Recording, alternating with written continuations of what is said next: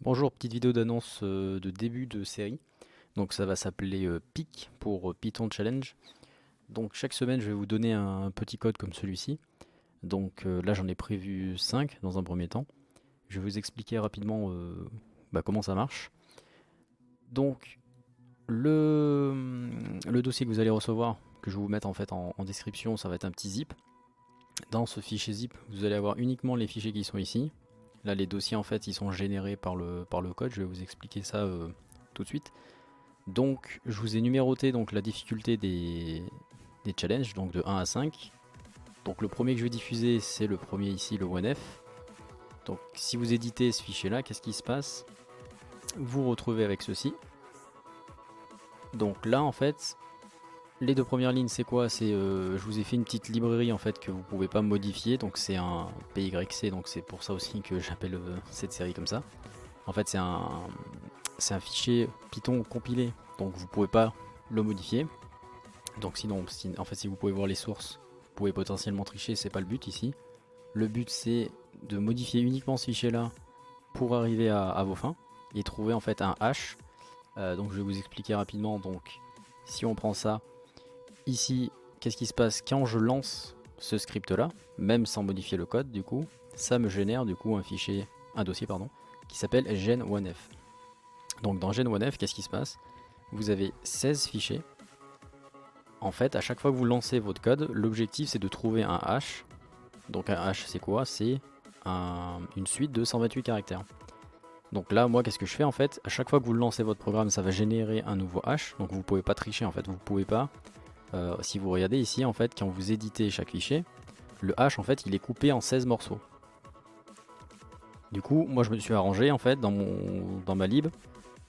En fait, c'est pas possible d'ouvrir les 16 fichiers à la main et à la fin, par exemple, de faire un impute et de taper tous ces morceaux-là. Ça marchera pas. Vous aurez une erreur parce que du coup, dans ma fonction ici, check, elle va chercher, en fait, si le temps d'exécution est supérieur à 4 secondes. Si le temps d'exécution de votre programme est supérieur à 4 secondes, ça ne marchera pas. Donc, en fait, ce qu'il suffit de faire, c'est quoi? C'est d'analyser en fait un peu la structure de ça. En fait, là, ce qu'il faut faire, regardez. Vous avez donc 16 fichiers. Donc, je vous donne une petite astuce, mais je pense que tout le monde y aura pensé.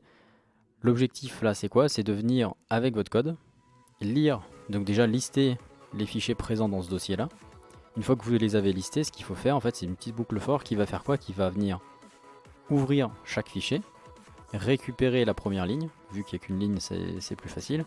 Vous récupérez la première ligne et vous allez faire quoi? Vous allez faire une concaténation pour obtenir une variable.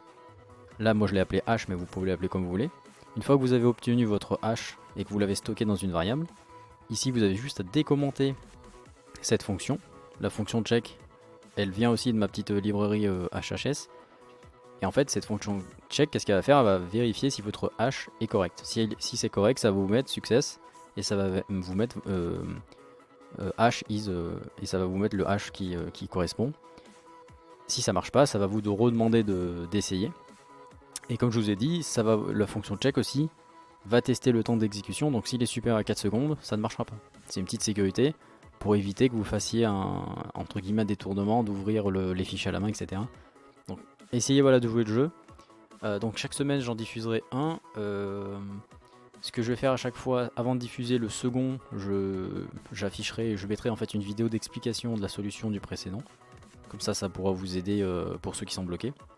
Donc n'hésitez pas dans les commentaires à me dire si vous y arrivez, si vous n'y arrivez pas. Si vous avez des bugs avec ma lib, etc., on sait jamais. Je l'ai déjà fait tester à quelques personnes, ils n'ont pas eu de soucis, mais on sait jamais.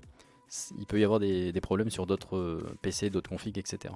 Surtout que là, par défaut, ce que je vous donne du coup, c'est pour du Python 3.8. En fait, le petit fichier PYC, ça peut vous poser problème si vous n'êtes pas en 3.8. Donc ce que je vais faire, je vais en mettre en plusieurs versions. Je vais mettre 3.7, 3.8, 3.9. Si vous êtes avec une autre version de Python, ça risque de pas marcher. Donc essayez d'être soit en 3.7, 3.8 ou 3.9. Je vous expliquerai comment, en fait, quel fichier. Il faudrait juste utiliser le fichier PYC correspondant à votre version. Voilà. Et bah du coup, bon code à tous.